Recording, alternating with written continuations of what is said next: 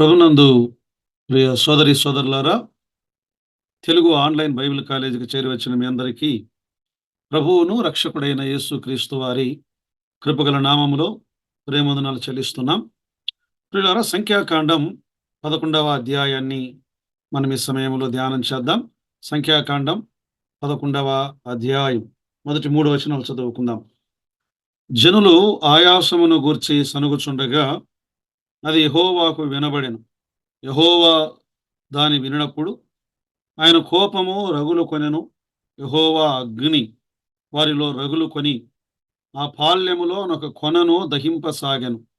జనులు మోషేకు మొర్రపెట్టగా మోషే యెహోవాను వేడుకొనినప్పుడు ఆ అగ్ని చల్లారెను. యెహోవా అగ్ని వారిలో రగులుకొనినందున ఆ చోటికి తబేరా అను పేరు పెట్టబడెను. ప్రభువైన యేసుక్రీస్తు నామములో ప్రియులారా, మరియు వరుసగా మనము ఒక్కొక్క అధ్యాయాన్ని వింటూ వస్తున్నాం. సంఖ్యాకాండం 11వ అధ్యాయం మనం చదువుకున్నటువంటి భాగంలో సనుగుచుండగా అనే మాట మొదటి వచనంలో కనబడుతుంది. సో ఈ అధ్యాయానికి ఇశ్రాయేలీయుల సనుగులు, యెహోవా కోపము అని ఒక పేరు పెట్టుకోవచ్చు. ఇశ్రాయేలీయుల సనుగులు, యెహోవా కోపం. ప్రియులారా, ఈ అధ్యాయం 35 వచనాలున్నాయి. 2 భాగాలుగా విభజన చేద్దాం. 1 నుండి 15 వచనాలు ఇశ్రాయేలీయులు మరియు మోషే ఫిర్యాదులు. ఇశ్రాయేలీయుల ఫిర్యాదులు, మోషే ఫిర్యాదు. మొదటి 15 వచనాల్లో 16 నుండి 35 వరకు ఇశ్రాయేలీయులు మోషే యొక్క ఫిర్యాదులకు దేవుని జవాబులు, దేవుని సమాధానములు. సో ప్రజలు వారి యొక్క ఫిర్యాదులు, దేవుడు ఆయన ఇచ్చినటువంటి జవాబును ఈ గ్రంథములో, ఈ అధ్యాయంలో గమనిస్తున్నాం.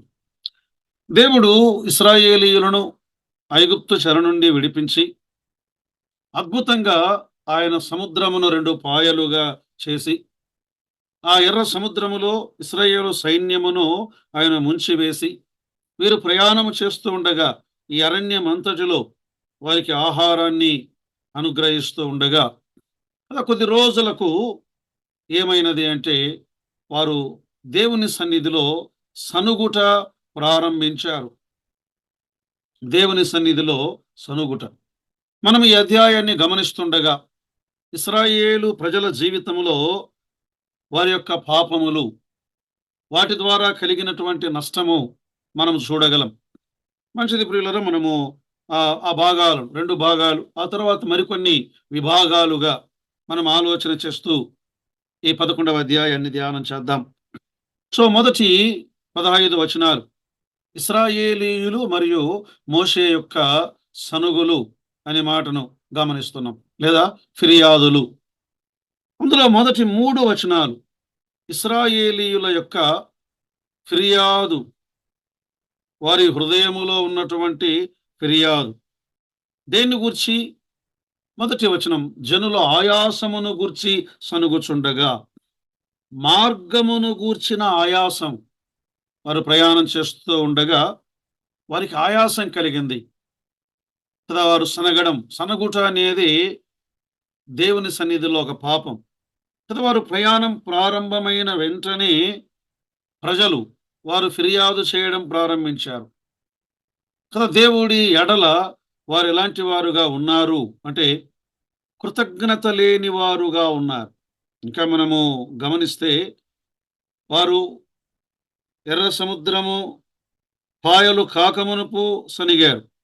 మారా దగ్గర చేదైన నీళ్లు వారికి కలుగగానే వారు సనిగారు.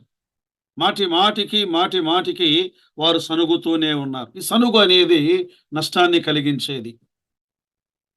కొరింథీయులకు రాసిన మొదటి పత్రిక 10వ అధ్యాయం 10వ వచనములో మీరు సనుగకుడి, వారిలో కొందరు సనిగి సంహారకుని చేత నశించిరి అని దేవుడు హెచ్చరిక పాఠాన్ని ఆయన మనకు వివరిస్తూ ఉన్నాడు కదా. అడుగడుగున దేవుని యొక్క కార్యములను వారు గుర్తించక వారు సనిగారు. దేవుడు ఎన్నో మేలు చేశాడు వారికి. ఐగుప్తులో ఉండగా 10 తెగుళ్ళు, అద్భుతమైన కార్యములు మాత్రమే కాదు. ఆ మరణపు దూత, సంహారకపు దూత ఐగుప్తులో ఐగుప్తీయులను సంహరిస్తూ ఉండగా వీరిని దేవుడు బయటికి తీసుకొని రావడం, ఆయన ఎర్ర సముద్రాన్ని దాటించడం, ఆయన చేసిన మేలు.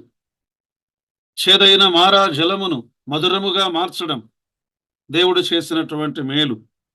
వారు నడిచి వెళ్తుండగా పగటి వేళ మేఘస్తంభముగాను, రాత్రి వేళ అగ్నిస్తంభముతో వారిని నడిపించిన వాడు. సుదీర్ఘ ప్రయాణములో వారు సనుగుట అనేది దేవునికి కోపము తెప్పించింది. అది యెహోవా దానిని వినినప్పుడు ఆయన కోపము రగులు కొనెను. యెహోవా అగ్ని వారిలో రగులు కొని ఆ పాళ్యములోనొక కొనను దహింపసాగెను. కదా, ఈ ఫిర్యాదు ద్వారా కలిగేటువంటి ఒక గొప్ప నష్టం. దేవుడు కోపించేవాడు కదా. ఈ సనుగులు అనేది విశ్వాసము లేకపోవటాన్ని చూపిస్తూ ఉన్నది. దేవుని పైన వారు సనుగుట. దేవునికి వ్యతిరేకంగా చేసిన సనుగులు వాస్తవానికి అవి మోషేకు వ్యతిరేకంగా చేసిన సనుగులైనా అవి దేవునికి వ్యతిరేకంగా చేసిన సనుగులే. మాత్రమే కాదు, వారు దేవునికి వ్యతిరేకంగా మాట్లాడినా అవి మోషేకు వ్యతిరేకంగా మాట్లాడినట్లుగానే మనము గమనించగలం. చూడండి ఒకసారి నిర్గమాకాండం 16వ అధ్యాయం 7వ వచనంలో, యెహోవా మీద మీరు సనిగిన సనుగులు ఆయన వినియున్నాడు. అక్కడే 9వ వచనం, అంతట మోషే అహరోనుతో, యెహోవా సన్నిధిని సమీపించుడి, ఆయన మీ సనుగులను వినెను. అది దేవునికి వ్యతిరేకముగా సనుగుట విశ్వాస రాహిత్యమును చూపిస్తూ ఉన్నది. ప్రియులారా, మనము దేవుని యొద్దకు వస్తున్నామంటే ఆయన నమ్మాలి. విశ్వాసము లేకుండా దేవుని సంతోషపెట్టుట అసాధ్యం. ఎందుకంటే దేవుని దగ్గరకు వచ్చేవాడు ఆయన ఉన్నాడనియు, ఆయనను వెదుకు వారికి ప్రతిఫలము దయచేయుచున్నాడనియు మీరు నమ్మవలెను కదా అన్నాడు. కష్ట సమయాల్లో నీవు దేవుణ్ణి నమ్ముతూ ఉన్నావా, లేక దేవుని మీద సనుగుతూ ఉన్నావా? చాలాసార్లు మన అవసరాలను దేవుడు తీర్చేవాడు, కానీ మన కోరికలను తీర్చాలి అని ఆశించటం ద్వారా సనుగులు ప్రారంభమవుతాయి. మన కోరికలు తీర్చబడాలి. దేవుడు వారికి మన్నాను ఇచ్చాడు. ఆ మన్నాను గూర్చిన సంగతిని కూడా వారు ఇక్కడ సనిగినట్లుగా మనం గమనిస్తూ ఉన్నాం. మన్నాను గూర్చి కూడా వారు సనిగారు. చూడండి, సంఖ్యాకాండం 11వ అధ్యాయం 8వ వచనంలో, జనులు తిరుగుచు దానిని గూర్చుకొని తిరుగుట విసిరిరి, రోట దంచి పెన్నమ మీద కాల్చి రొట్టెలు చేసిరి. కదా, ప్రజలు తమకు లభించినటువంటి ఆ మన్నాను దాన్ని ఉడకబెట్టడం, కాల్చడం, వారు దానిని స్వీకరించారా? కదా, వారు దానిని బట్టి దేవుని మీద వారు సనుగుట. కానీ ప్రియులరా, వారు సనిగినప్పుడు మోషే ఏం చేశాడు? 2వ వచనంలో, జనులు మోషేకు మొర్ర పెట్టగా, అంటే దేవుడు వారి మీదకి తీర్పు తీసుకొని వచ్చాడు. ఆ తీర్పు వారిని దహిస్తూ ఉండగా మోషే ఏం చేశాడు? వారి నిమిత్తమై ప్రార్థన చేసినట్లుగా మనము గమనించగలం. వారి నిమిత్తమై అతడు ప్రార్థించాను. మోషే జనులు యెహోవాను వేడుకొనినప్పుడు ఆ అగ్ని చల్లారెను. ప్రార్థనలో ఉన్నటువంటి ఒక గొప్ప సంగతి. దేవుని కోపమును ప్రార్థనలో చల్లార్చినవాడు. ఆయన కోపమును చల్లార్చుట. దేవుడు సొదొమ గొమొర్రాల మీద అగ్నిని కురిపించాలి అని ఆయన ఆలోచన చేసినప్పుడు, ప్రియులారా, అబ్రహాము వేడుకొన్నాడు, దేవా, సొదొమ గొమొర్రాలు మరి దుష్టులతో కూడా నీతిమంతులను చంపుట నీకు దూరమవునుగాక. ఆ పట్టణములో ఏ 10 మంది ఉన్న ఎడల నీవు కాపాడవా? ఆదికాండం 18వ అధ్యాయంలో ఆయన వేడుకున్నాడు దేవుని కోపమును చల్లార్చుట. ప్రియులారా, దేవుడు ఎప్పుడు మన ప్రార్థనను వింటాడు, ఎప్పుడు ఆయన మనకు జవాబునిస్తాడు. యాకోబు తన పత్రికలో 5వ అధ్యాయం 16వ వచనంలో, మీ పాపములు ఒకరితో ఒకడు ఒప్పుకొనుడి, మీరు స్వస్థత పొందినట్లు ఒకని కొరకొకడు ప్రార్థన చేయుడి, నీతిమంతుని విజ్ఞాపన మనఃపూర్వకమైనదై బహుబలము గలదై ఉండును. అది ప్రజలు ఒప్పుకున్నారయ్యా, మేము చేసింది తప్పు, దయచేసి నువ్వు యెహోవాను వేడుకో అని వారు ప్రార్థన చేసినప్పుడు మోషే ప్రార్థనను దేవుడు విన్నాడు, జవాబిచ్చాడు. కదా, ఈనాడు కూడా పరలోకములో మన కొరకై తండ్రి సన్నిధిలో ఒక ప్రధాన యాజకుని వలె, ఒక మధ్యవర్తి వలె యేసుక్రీస్తు ప్రభువారు ఆయన విజ్ఞాపన చేస్తున్నాడు. మనందరి నిమిత్తమై ఆయన ప్రార్థన చేస్తున్నాడు. హెబ్రీ పత్రిక 7వ అధ్యాయం 25వ వచనం, 26వ వచనం, ఈయన తన ద్వారా దేవుని యుద్ధకు వచ్చు వారి పక్షమున విజ్ఞాపనము చేయుటకు నిరంతరము జీవించుచున్నాడు గనుక వారిని సంపూర్ణముగా రక్షించుటకు శక్తిమంతుడై ఉన్నాడు. ఈయన ఎవరు? నన్నడు మోషే నాయకుడు, మన ప్రభు అయిన యేసుక్రీస్తు వారు. ఆయన గొప్ప ప్రధాన యాజకుడు. 26వ వచనం, హెబ్రీ పత్రిక 7:26, పవిత్రుడును నిర్దోషియు నిష్కల్మషుడును పాపులలో చేరక ప్రత్యేకముగా ఉన్నవాడును ఆకాశ మండలము కంటే హెచ్చైన వాడునైన ఇట్టి ప్రధాన యాజకుడు మనకు సరిపోయినవాడు, మనకు తగినవాడు అనే మాటను మనం గమనిస్తున్నాం. ప్రియులారా, నిజమే, మనము దోషములో ఉండగా దేవుడు క్షమిస్తాడా? నిజమే, ఆయన క్షమిస్తాడు. ప్రియులారా, యోహాను మొదటి పత్రిక 2వ అధ్యాయం 1వ వచనములో, నా చిన్న పిల్లలారా, మీరు పాపము చేయకుండుటకై ఈ సంగతులను మీకు రాయుచున్నాను. ఒకవేళ ఎవడైనాను పాపము చేసిన ఎడల నీతిమంతుడైన ఉత్తరవాది యేసుక్రీస్తును ఆదరణకర్త తండ్రి యొద్ద మనకున్నాడు. ఆయన మన పాపములకు శాంతికరమై ఉన్నాడు, మన పాపములకు ప్రాయచిత్తమై ఉన్నాడు. మన పాపములకు మాత్రమే కాదు, సర్వలోక పాపములకు ఆయన శాంతికరమై ఉన్నాడు. పిల్లలు, మనం ఆయన దగ్గరకు వచ్చి ఆయన దగ్గర వేడుకొనుట, దానికి ఒక పేరు పెట్టారు కదా. అక్కడ దేవుడు మంటను రేపాడు, ప్రార్థన చేయగా ఆ మంటను చల్లార్చాడు. అందుకే దానికి తబేరా అనే పేరు పెట్టారు. తబేరా అనే మాటకు మండుట, మంట. మంచిది ప్రియులారా. తర్వాత 4 నుండి 9 వచనాలలో మాంసమును గూర్చిన సనుగులు, 1 నుండి 3 వచనాల్లో మార్గము యొక్క ఆయాసమును గూర్చిన సనుగులు విన్నాం. 4 నుండి 9 వచనాల్లో వారు మాంసమును గూర్చి దేవుని సన్నిధిలో వారు సనుగుట. చూడండి 4వ వచనం, వారి మధ్యనున్న మిశ్రిత జనము మాంసాపేక్ష అధికముగా కనబరచగా ఇశ్రాయేలీయులను మరలా ఏడ్చి మాకెవరు మాంసము పెట్టెదరు. ప్రజలు ఇక్కడ 2 రకాల ప్రజలు మనకు కనబడుతున్నారు. ఒకటి మిశ్రిత జనము అన్నాడు, మిశ్రిత జనము. ఆ తర్వాత ఇశ్రాయేలీయులను అన్నాడు. ఎవరి మిశ్రిత జనం? వాస్తవానికి ఐగుప్తులో నుండి ఇశ్రాయేలీయులు మాత్రమే రావాలి కదా. కానీ ఎప్పుడైతే 12వ అధ్యాయములో ఆ సంహారకపు దూత ఐగుప్తు యొక్క తొలిచూలు పిల్లలను సంహరిస్తూ ఉండగా కొందరు ఈ ఐగుప్తీయులకు భయము కలిగింది. వీరు ప్రయాణమై బయలుదేరుతూ ఉన్నారు. అడిగారు కాబోలు, మీరు ఎక్కడికి వెళ్తున్నారు?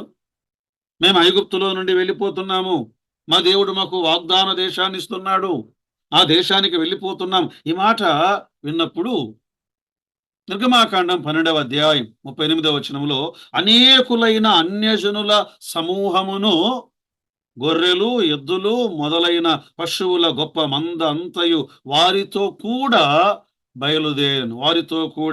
బయలుదేరాను. దేవుడు మనం గమనిస్తున్నప్పుడు లేవియాకాండములో, ఇశ్రాయేలీయులారా, మీ మధ్య ఒకవేళ ఐగుప్తీయుడు ఉంటే, పరదేశిగా ఉంటే, అన్యుడుగా ఉంటే అంటూ వారి కొన్ని ఆజ్ఞలను దేవుడు జత చేశాడు. ఈనాడు దేవుని సంఘములో కూడా మారు మనస్సు లేని వారున్నారు, మారు మనస్సు గలవారున్నారు. నీతిమంతులుగా చేయబడిన వారున్నారు, నీతిమంతులుగా చేయబడని వారున్నారు. నిజమైన క్రైస్తవ విశ్వాసులున్నారు, నామకార్థ క్రైస్తవ విశ్వాసులున్నారు. వీరి ద్వారానే అనేక సార్లు నష్టం. వీరి ద్వారానే అనేక సార్లు నష్టం.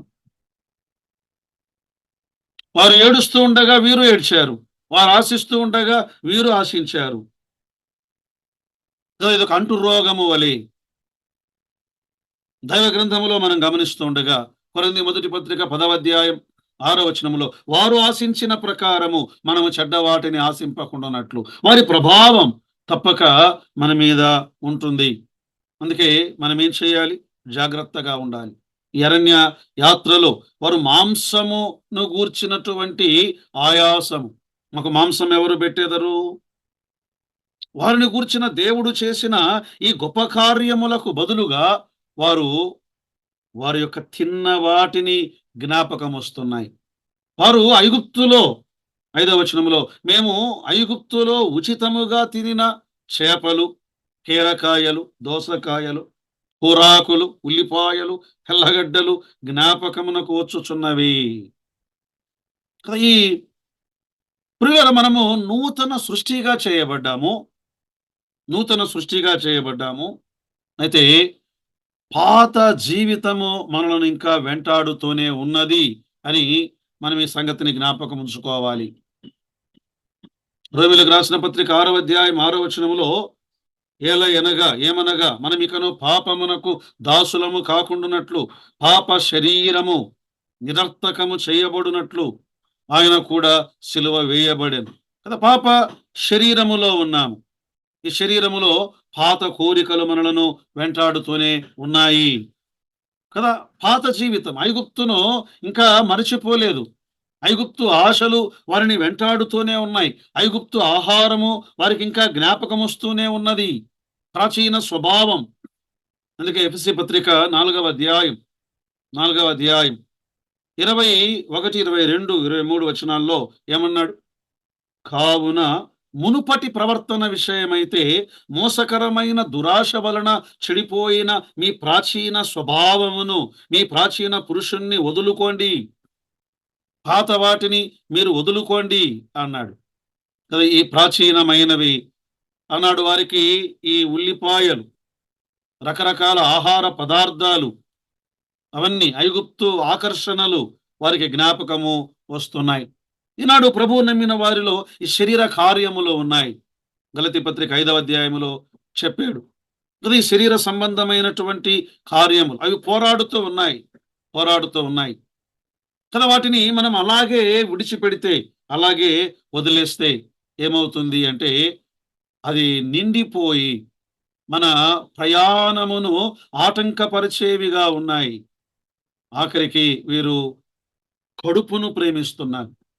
దేవుణ్ణి ప్రేమించే కంటే ఎక్కువగా వారి కడుపే వారి దేవుడు. ఫిలిప్పీ పత్రిక 3వ అధ్యాయములో 19వ వచనంలో రాయబడినట్లుగా నాశనమే వారి అంతము, వారి కడుపే వారి దేవుడు. వారు తాము సిగ్గుపడవలసిన సంగతుల యందు అతిశయపడుచున్నారు.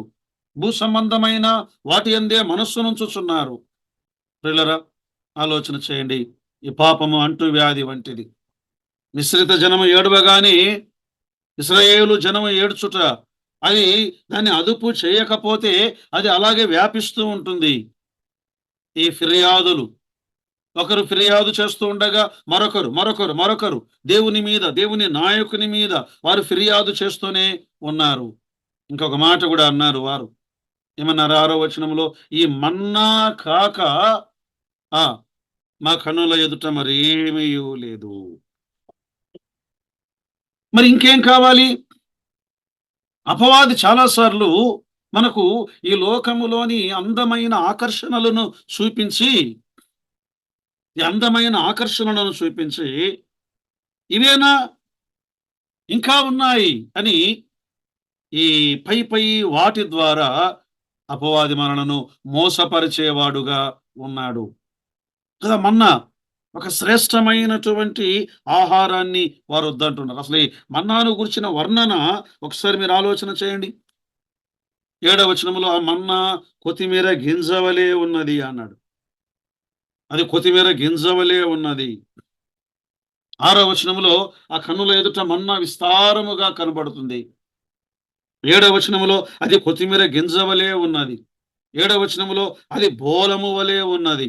8వ వచనములో అది కాల్చబడినదిగా ఉన్నది. అదే 8వ వచనములో అది క్రొత్త నూనె రుచి వలె ఉన్నది. 9వ వచనములో అది రాత్రి మంచుతో కూడా వారి మధ్యన కురిసినట్లుగా ఉన్నది. మన్నా మన ప్రభు అయిన యేసు క్రీస్తు వారిని తేటగా చూపిస్తున్నది ప్రియులారా. మన్నా మన ప్రభు అయిన యేసు క్రీస్తు వారికి సాదృశ్యం. దేవుడు వారికి ఈ అరణ్యములో దేవదూతల ఆహారాన్ని వారికి అనుగ్రహిస్తున్నాడు.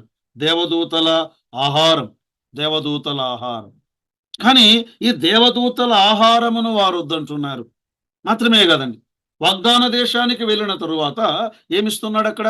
గోధుమలు, యవలు, ద్రాక్ష, అంజూర, దానిమ్మ, ఒలివ, పాలు, తేనెలు, కొరత లేకుండా ఆహారము సమృద్ధిగా ఉండే దేశమును వాగ్దానము చేసి ఉండగా, ద్వితీయోపదేశకాండం 8వ అధ్యాయం 8, 9 వచనాల్లో ఈ పాతదైన ఆ పాపపు ఐగుప్తు కావాలని కోరుకొనుట అపవాది.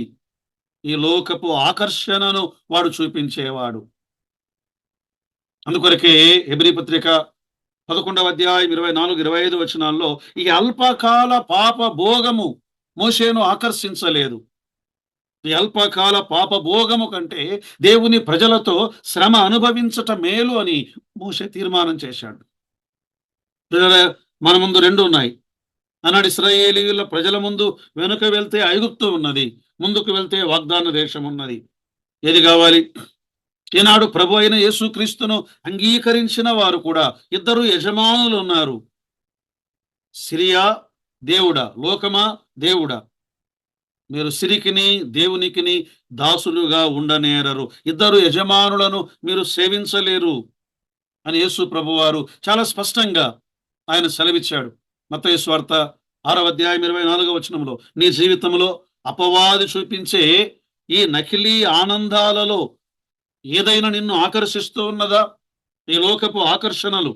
మన్నా యొక్క శ్రేష్టత్వాన్ని ఇక్కడ కొద్దిగా మనం విందాం. 6వ వచనంలో ఇది విస్తారమైన మన్నా, సర్వలోకములో వ్యాపించిన యేసుక్రీస్తు ప్రభువుకు సాదృశ్యం. 1, 2 ఇది కొత్తిమీర గింజవలే ఉన్న మన్నా, సంపూర్ణుడైన ప్రభు అయిన యేసు క్రీస్తు వారు. 7వ వచనంలోని బోలము వలె ఉన్న మన్నా, శ్రమలను అనుభవించిన ప్రభు అయిన యేసు క్రీస్తు వారు. ఇది దంచబడి పెన్నమ మీద కాల్చబడిన మన్నా, యేసుక్రీస్తు ప్రభువారు శిలువ వేదనలు, ఆయన మరణము. తర్వాత 5వది ఇది క్రొత్త నూనె రుచి వలె ఉన్నటువంటి మన్నా, యేసుక్రీస్తు ప్రభువారి పునరుత్థానమును మనము గమనిస్తున్నాం. తర్వాత 9వ వచనంలో రాత్రి యందు మంచు పాళ్యము మీద కురిసినప్పుడు ఆ మన్నా ఆ మంచు వెంట పడుట. అరుణోదయమున ఉదయమున సూర్యుడు ఉదయించగాని మంచు కురుస్తూ ఉండగానే మంచుతో కూడా భూమి మీదికి దిగి వచ్చినటువంటి మన్నా, ప్రభు అయిన యేసు క్రీస్తు వారి రెండవ రాకడను మనం ఇలా చూడగలం. మన్నాలో మన ప్రభు అయిన యేసు క్రీస్తు వారిని చూస్తున్నాం. తర్వాత చూడండి 10 నుండి 15 వచనాల్లో మోషే యొక్క బాధ లేదా మోషే వేదన, లేదా ఇలా చెప్పుకుందాం, మోషే కూడా దేవుని మీద అలుగుతున్నాడు, ఫిర్యాదు చేస్తున్నాడు. మోషే యొక్క ఫిర్యాదు, మోషే యొక్క ఫిర్యాదు. 9 వచనాల్లో ప్రజల ఫిర్యాదులు చూశాము. ఇప్పుడు 10 నుండి 15 వచనాల్లో మోషే ఫిర్యాదును గమనిస్తున్నాం. ఏమిటి ఈ మోషే? ప్రియులారా, దేవుడు మోషేను తన ప్రజలకు ఆయన కాపరినిగా ఎన్నుకున్నాడు. కానీ దేవుడు తనకు అప్పగించిన బాధ్యతను గూర్చి దేవుని ఎదుట అతడు ఫిర్యాదు చేయుట విచారకరమైనదే. చూడండి 11వ వచనంలో ఏమన్నాడు? కాగా మోషే యెహోవాతో ఇట్లనెను, నీ సేవకుని బాధించితివి, నా మీద నీ కటాక్షము రానియక ఈ జనులందరి భారము నా మీద పెట్టనేలా? కదా ఈ గొప్ప బాధ్యత, ఒక గౌరవం, ప్రజలను నడిపించుట అతని ఆధిక్యత. ప్రియులారా, అయితే ప్రారంభములో తన బలము ద్వారా ఇశ్రాయేలీయులను విడిపించటానికి అతడు ప్రయత్నం చేశాడు. కానీ నిర్గమాకాండం 2వ అధ్యాయములో ఐగుప్తుని కొట్టి ఇసుకలో పాతే పెట్టాడు. 2వ అధ్యాయం 11, 12 వచనాల్లో. అయితే దేవుడు తర్వాత 40 ఏండ్ల తర్ఫీదు ఇచ్చి తన పని కొరకై యోగ్యునిగా ఎంచి ఆ దైవ సామర్థ్యమును అనుగ్రహించి పనిని అప్పగించగా నడిపిస్తూ ఉండగా భారము ఉన్నప్పుడు అతడు ఏమన్నాడు? ఈ భారము నా మీద పెట్టనేలా, భారము నా మీద పెట్టనేలా. అసలు 11వ వచనంలో వాస్తవానికి మోషే ఒక తండ్రి వలె ఉన్నటువంటి మోషే, ఒక నాయకుడు తండ్రి వంటి వాడు. ఈ జనులందరి భారము నా మీద పెట్టనేలా, ఈ భారాన్ని నేను మోయాలా, నేను మోయగలనా? ప్రియులారా, వాస్తవానికి ఇశ్రాయేలు ప్రజలను నడిపించిన వారు ఎవరు అంటే దేవుడే ఇశ్రాయేలు ప్రజలను ఆయన నడిపించినవాడు. తన భుజముల మీద వారిని మోసినవాడు. మోసినవాడు మోషే కాదు, మోసినవాడు దేవుడే. దేవుడే. ఒక తండ్రి తన కుమారుని ఎత్తుకొని వచ్చినట్లుగా నేను మిమ్మల్ని ఎత్తుకొని వచ్చి తినని దేవుడు అంటున్నాడు. గ్రద్ద రెక్కల మీద మోసినట్లుగా నేను మిమ్మల్ని మోసి తిని అని దేవుడు అంటున్నాడు. దేవుడు మనలను మోసినవాడు, మనలను ఎత్తుకొని వచ్చినవాడు. చూడండి, ఆ తర్వాత 12వ వచనములో నేనే ఈ సర్వ జనమును గర్భమును ధరించి తినా, నేనే కంటినా. తల్లి పోలికలో ఉన్నాడు, తండ్రి పోలికలో ఉన్నటువంటి నాయకుడు, తల్లి పోలికలో ఉన్నటువంటి నాయకుడు. నాయకుడు ఒక తల్లి వలె. ప్రియులారా, ఈ భాగాన్ని మనం చదువుతున్నప్పుడు తెస్సలోనిక మొదటి పత్రిక 2వ అధ్యాయములోనికి వెళ్ళినప్పుడు పౌలు ఇలా అంటాడు. ఆ తెస్సలోనిక సంఘస్థులతో మాట్లాడుతూ 2వ అధ్యాయం 7వ వచనంలో, అయితే స్తన్యమిచ్చు తల్లి తన సొంత బిడ్డలను గారావించునట్లుగా మేము మీ మధ్యను సాధువులమై ఉంటిమి. ఒక తల్లి వలె ఆయన వారిని ప్రేమించినవాడు, తల్లి వలె, ఒక మంచి కాపరి వలె నడిపించినవాడు, తండ్రి వలె మోసినవాడు, తల్లి వలె పాలిచ్చి పెంచినవాడు, పాలిచ్చి పెంచినవాడు. తర్వాత 13వ వచనములో అంటున్నాడు, ఈ సమస్త ప్రజలకు ఇచ్చుటకు మాంసము నాకెక్కడిది, తినుటకు మాకు మాంసం ఇమ్మని అడుగుచున్నారు, మాంసం ఇమ్మని అడుగుచున్నారు. తర్వాత 14వ వచనంలో, నేను ఒంటరిగా ఈ భారమును భరించలేను, నన్ను చంపుము, నన్ను చంపుము అంటున్నాడు. ఇక్కడ ఒక నాయకుని హృదయములో ఉన్నటువంటి వేదనను మనం గమనిస్తున్నాం. నాయకుని హృదయములో ఉన్న వేదన. మోషేను సులభంగా మనం ఇక్కడ విమర్శించవచ్చు. కానీ సంఘాల్లో ఎందరండి? 50 మందా, 100 మందా, 200 మందా, 500, 1000 మందా, 10,000 మందా? 20 లక్షల మంది ప్రజలను పైగాని వారిని నడిపిస్తూ ఉండగా వారి యొక్క ఏడ్పులు, వారి సనుగులు, వారి అంగలార్పు, వారి భారాలు తట్టుకోలేకపోతున్నాడు. దేవుని సన్నిధిలో అతడు ఏం చేశాడు? ఫిర్యాదు చేశాడు. దేవుడు ఎందుకు కొన్నిసార్లు ఇలాంటి అనుభవాల గుండా ఒక నాయకుడిని తీసుకుని వెళ్తాడు? కారణం ఏంటంటే శ్రమలు మనలను సంపూర్ణులనుగా చేసేవి. శ్రమలు మనలను సంపూర్ణులనుగా, ఈ పరీక్షలు, యాకోబు రాసిన పత్రిక 1వ అధ్యాయం 2, 3 వచనాల్లో 4వ వచనం వరకు, నా సహోదరులారా, విశ్వాసమునకు కలుగు పరీక్ష ఓర్పును పుట్టించునని ఎరిగి.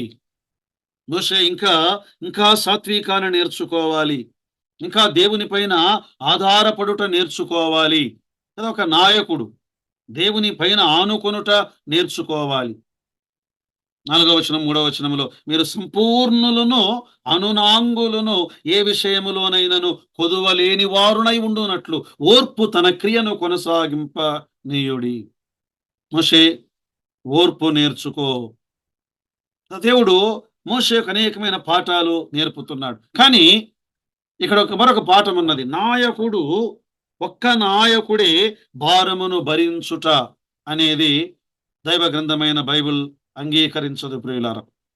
నాయకులు కావాలి కదా. ఒక్క వ్యక్తి ఒక్కడే నేనే ఈ భారమును భరించలేను, నేనే ఈ భారమును భరించలేను.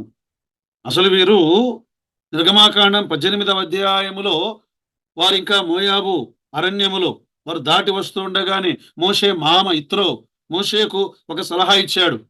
నిర్గమాకాండం 18:18లో నీవును నీతోనున్న ఈ ప్రజలను నిశ్చయముగా నశించెదరు. ఈ పని మిక్కిలి భారము, అది నీ ఒక్కడివే చేయజాలవు.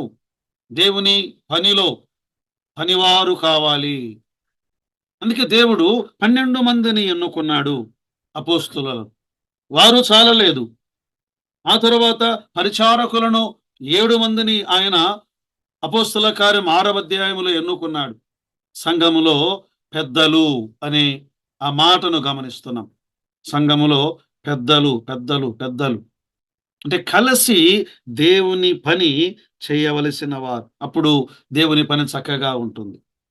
తర్వాత చూడండి 2వ భాగం 16 నుండి 35 వరకు దేవుని సమాధానములు. ప్రజలు సనిగేరా, దానికి సమాధానం. మోషే బాధపడ్డాడా, దానికి సమాధానం. 16 నుండి 35 వరకు ఇశ్రాయేలీయులు, మోషే వీరి సనుగులకు దేవుని జవాబు. 16-17 వచనాల్లో ఇక్కడ మోషేకు సహాయము చేయడానికి పెద్దలను నియమించుట. 16-17 వచనాల్లో దేవుడు పెద్దలను నియమించుట. అప్పుడు యెహోవా మోషేతో ఇట్లనను, జనులకు పెద్దలనియు అధిపతులనియు నీవెరిగిన ఇశ్రాయేలీయులలో పెద్దలలో నుండి 70 మంది మనుషులను నా యొద్దకు పోగు చేసి వారిని తోడుకొని రమ్ము. అక్కడ వారు నీతో కూడా నిలువబడుదురు కదా. పెద్దలను ఏర్పరచుట, పెద్దలను ఎన్నుకొనుట. నేను దిగి అక్కడ నీతో మాట్లాడేదను. నీ మీద వచ్చిన ఆత్మలో పాలు వారి మీదను ఉంచెదను. ఈ జనుల భారమును నీవు ఒంటిగా మోయకుండునట్లు దానిలోనక పాలు నీతో కూడా వారు భారమును భరించవలెను. చూశారు ఇక్కడ దేవుడు 70 మందిని ఆయన నియమించుట కదా. బహుశా ఈ 70 మంది ఆ తర్వాత ఇశ్రాయేలు ప్రజల మధ్య సన్హెడ్రిన్, యూదుల మహాసమాజము అని ఏర్పడినది కాబోలు. నాయకులు 70 మందిని దేవుడు సమకూర్చుట. అయితే ఎవరిని సమకూర్చాలి? ఇక్కడ అన్నాడు, పెద్దలలో నీవెరిగిన ఇశ్రాయేలీయుల పెద్దలలో నుండి, ఎవరిని ఎన్నుకోవాలి? 70 మంది అనే మాట మనం గమనిస్తున్నప్పుడు యేసు ప్రభువు వారు కూడా ఆయన భూలోక పరిచర్యలో లూకా సువార్త 10వ అధ్యాయం 1వ వచనములో అటు తరువాత ప్రభు 70 మంది ఇతరులను నియమించి, 12 మంది కాదని 70 మంది ఇతరులను నియమించి తాను వెళ్ళబో ప్రతి ఊరికిని ప్రతి చోటికిని తనకంటే ముందు ఇద్దరిద్దరుగా పంపెను కదా. ఈ 70 మంది ద్వారా ఆయన చేసిన కార్యములు. మరి నాడు సంఘములో భారమును భరించేటువంటి నాయకులు వారు ఎలాంటి వారుగా ఉండాలి అని బైబిల్ సెలవిస్తున్నది. వారు ఎలాంటి వారుగా, తిమోతికి రాసిన 2వ పత్రిక 2వ అధ్యాయం 1-2 వచనాలు. నా కుమారుడా, క్రీస్తు యేసునందున్న కృపచేత బలవంతుడవు కమ్ము. నా వలన వినిన సంగతులను ఇతరులకును బోధించుటకు సామర్థ్యమైన నమ్మకమైన మనుషులను వారికి అప్పగింపము కదా. ఒక వ్యక్తిని దేవుని పని కొరకై ఎన్నుకున్నప్పుడు వారు ఎలాంటి వారుగా ఉండాలి? సామర్థ్యము గలవారుగా ఉండాలి. వారు ఎలాంటి వారుగా ఉండాలి? వారు నమ్మకమైన వారుగా ఉండాలి. మాత్రమే కాదు, వారు దేవుని ఆత్మను పొందిన వారుగా ఉండాలి. దేవుడు తన ఆత్మను వారికిచ్చుట.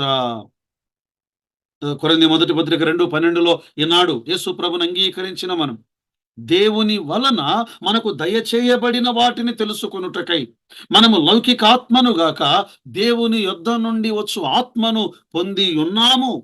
పరిశుద్ధాత్మను పొందినవారు, నానా విధములైన కృపా వరములు గలవారు, నానా విధములైన కృపా వరములు గలవారు. వారు ఎలాంటి వారుగా ఉండాలి అంటే ప్రియులారా, వారు దేవుని వాక్యమును ఎరిగిన వారుగా ఉండాలి. ఆదిమ సంఘములో అపోస్తల కార్యం 6వ అధ్యాయం 3వ వచనం 4వ వచనం మనం చదివినప్పుడు పరిచారకులను వారు ఎన్నుకున్నారు. యెరూషలేము సంఘములో శిష్యుల సంఖ్య విస్తరిస్తూ ఉండగా ఎలాంటి వారు కాబట్టి సహోదరులారా, ఆత్మతోను జ్ఞానముతోను మంచి పేరుతోను నిండుకొనిన 7గురిని ఈ పనికి మీరు ఏర్పరచుకొనుడి. మరి మీరేం చేస్తారు? మేము ప్రార్థన యందును వాక్యము యందును ఎడతెగక ఉందుము. ఈ 16, 17 వచనాల్లో ఈ భారమును భరించువారు, ఒకరి భారాలు అంటే పనిని పంచుకొనుట, పనిని దేవుని పని అనే ఆ ఉద్దేశముతో పనిని పంచుకొనుట అది ప్రయోజనకరం ప్రియులారా. తర్వాత చూడండి 18 నుండి 20 వచనాలలో దేవుడు తన వాగ్దానమును వారికి అనుగ్రహించుట లేదా తన సమృద్ధిని వారికి అనుగ్రహించుట. 18, 20 వచనాల్లో ప్రజలు కోరుకున్న మాంసమును దేవుడు వారికి అనుగ్రహించుట. 18వ వచనం, నువ్వు జనులను సూచిట్లనము, మిమ్మును మీరు రేపటికి పరిశుద్ధ పరచుకొనుడి, యెహోవా మీకు మాంసము ఇచ్చును. యెహోవా మీకు మాంసము ఇచ్చును. 20వ వచనంలో అది 1 నెల దినముల వరకు ఇచ్చును, మీ నాసికా రంధ్రములలో నుండి అసహ్యము పుట్టు వరకు దానిని తిందురు. దేవుడు ఆయన ఇస్తే ఎలా ఇస్తాడు? ఈ భాగములో చెప్పబడి ఉన్నది. ఆయన సమృద్ధిగా అనుగ్రహించువాడు. వారు మాంసమును కోరుకున్నారా? వారు మాంసం కొరకు ఏడ్చారా? ఆయన వారికి మాంసమునిచ్చాడు. సమృద్ధిగా ఆయన వారికి అనుగ్రహించువాడు. సమృద్ధిగా దేవుడు మన్నానిచ్చాడు, శ్రేష్టమైన ఆహారం, దాని ద్వారా ప్రయోజనము. కానీ వారు కోరుకున్నది, అది వారి కోరిక. దేవుడు వారి అవసరాలు తీరుస్తున్నాడు. 106వ కీర్తన 15వ వచనములో వారు కోరినది ఆయన వారికి ఇచ్చెను, అయినను వారి ప్రాణములకు ఆయన క్షీణత కలుగజేసెను. లేదా ఇలా చెబితే బాగుంటుంది. అది వారు కోరుకున్నది ఆయన వారికి ఇచ్చెను, ఆ కోరుకున్నది వారి ప్రాణములకు క్షీణత కలుగజేసెను. ప్రియులారా, దేవుడు వారికి అనుగ్రహించాడు, మాంసమును అనుగ్రహించాడు. అంటే శరీర కోరికలను నెరవేర్చుకున్నటువంటి ఇశ్రాయేలు ప్రజలు వారు మాంసపు కోరిక ఆఖరికి అది అసహ్యమయ్యేంత వరకు వారు దానిని భుజించుట.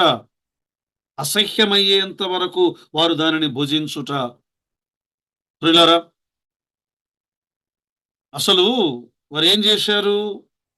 దేవుని సన్నిధిలో మేము ఐగుప్తులో నుండి ఎందుకు వచ్చామా అని సనుగుతూ ఉన్నారు. ఐగుప్తు ఆశలు బాగున్నాయని. ప్రియులారా, సాతాను వాడు అందించేటువంటి ఈ ఆనందాలు కొద్ది కాలము అని వారు ఎరుగక వాటి వైపు ఆకర్షించబడుతూ ఉన్నారు. శరీర సంబంధమైనటువంటి కోరికలు అవి చంపివేసేవి ప్రియులారా. అందుకే చూడండి, రోమీయులకు రాసిన పత్రిక 8వ అధ్యాయములో అన్నాడు పౌలు రోమా సంఘముతో. ఆయన ఏమన్నాడు? 13వ వచనం 8వ అధ్యాయం, మీరు శరీరానుసారముగా ప్రవర్తించిన ఎడల చావవలసిన వారయుందురు గాని ఆత్మ చేత శరీర క్రియలను చంపిన ఎడల మీరు జీవించెదరు. శరీర క్రియలు వారిని ఏం చేశాయి? చంపివేశాయి. వారు కోరుకున్నవి వారికి క్షీణత కలుగజేశాయి. తర్వాత చూడండి 21 నుండి 23వ వచనము వరకు, దేవుని ప్రజలలో విశ్వాసము లేకపోవుట, క్షీణించిపోవుట. దేవుని ప్రజలు విశ్వాసము లేనివారు, దేవుడు నమ్మదగినవాడు, ఆయన ప్రజలు నమ్మదగనివారు.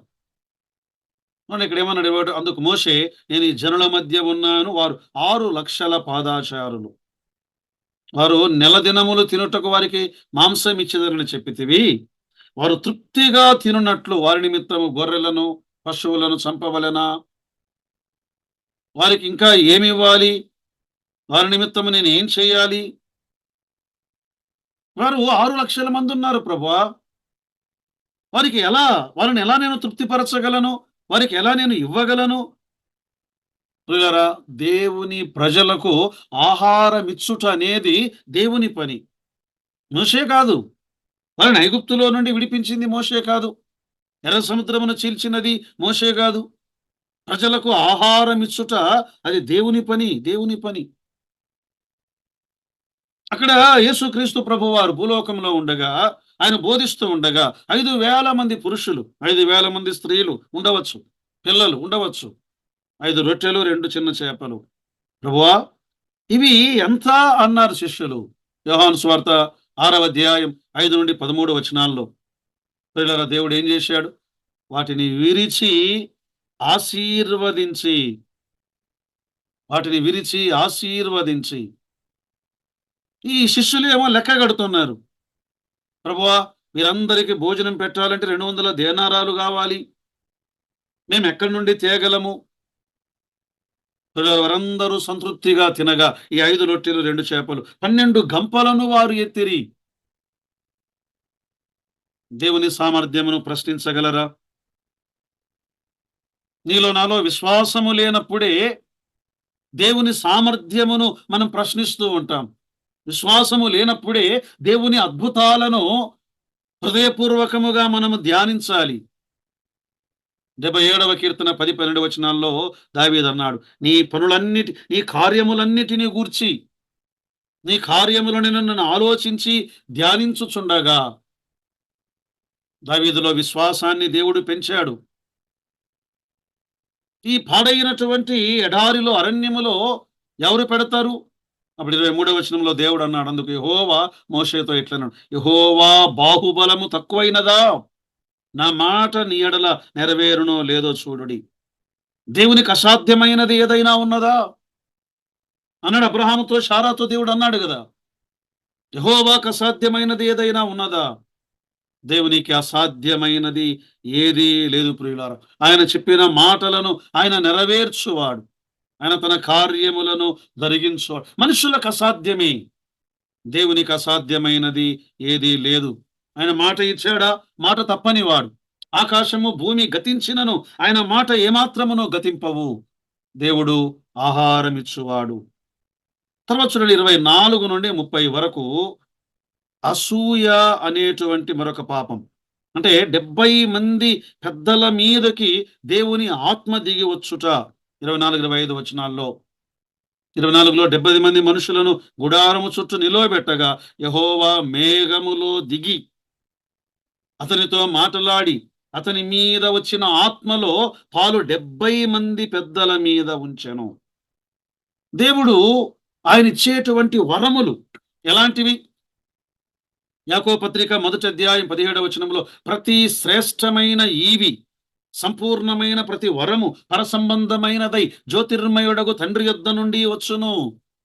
దేవుడు ఇస్తానన్నాడా ఆ 70 మందికి? తన ఆత్మను ఆయన అనుగ్రహించినవాడు. దేవుని ఆత్మ ఆ 70 మందికి మీదికి దిగి వచ్చుట. 70 మంది మీదికి దిగి వచ్చుట. తర్వాత చూడండి, 26, ఆ 70 మంది ప్రవచించారు. ఆ మనుషులలో 2 పాలెములో నిలుచుండిరి. వారిలో ఒకని పేరు ఎల్దదు, రెండవ వాని పేరు మేదదు. వారి మీదను ఆత్మ నిలిచి ఉండెను. వారు రాయబడిన వారిలో ఉండిన వారు గుడారములో వెళ్ళక తమ పాల్యములోనే ప్రవచించిరి. కదా, ఇక్కడ కొంతమంది ప్రవచిస్తూ ఉండగా మరి కొంతమంది అక్కడ వారిపైన ఒక యవ్వనుడు మోషే యొద్దకు పరిగెత్తుకొని వచ్చి, ఇదిగో వారిద్దరూ ప్రవచిస్తున్నారు. మోషే ఏర్పరచుకొనిన వారిలో నూను కుమారుడైన మోషేకు పరిచారకుడైన యెహోషువ, మోషే నా ప్రభువా వారిని నిషేధింపుము. కదా, ప్రజలలో ఈ అసూయను మనం ఇక్కడ గమనిస్తున్నాం. దేవుని ఆత్మ వారి మీదికి దిగి వచ్చుట. దేవుని ఆత్మ వారి మీదికి దిగి వచ్చుట. అపోస్తల కార్యం 2వ అధ్యాయములో అక్కడ ఉన్నటువంటి శిష్యుల మీదికి దేవుని ఆత్మ దిగి వచ్చుట. యోవేలు గ్రంథం 2వ అధ్యాయంలో 7 ఏండ్ల శ్రమల కాలము తరువాత యూదుల మీదికి దేవుని ఆత్మ దిగి వచ్చుట. అది ఇక్కడ అసూయ ప్రారంభమైనది. వారి మీదికి ఎందుకు దిగి వచ్చింది? అన్నట్లుగా.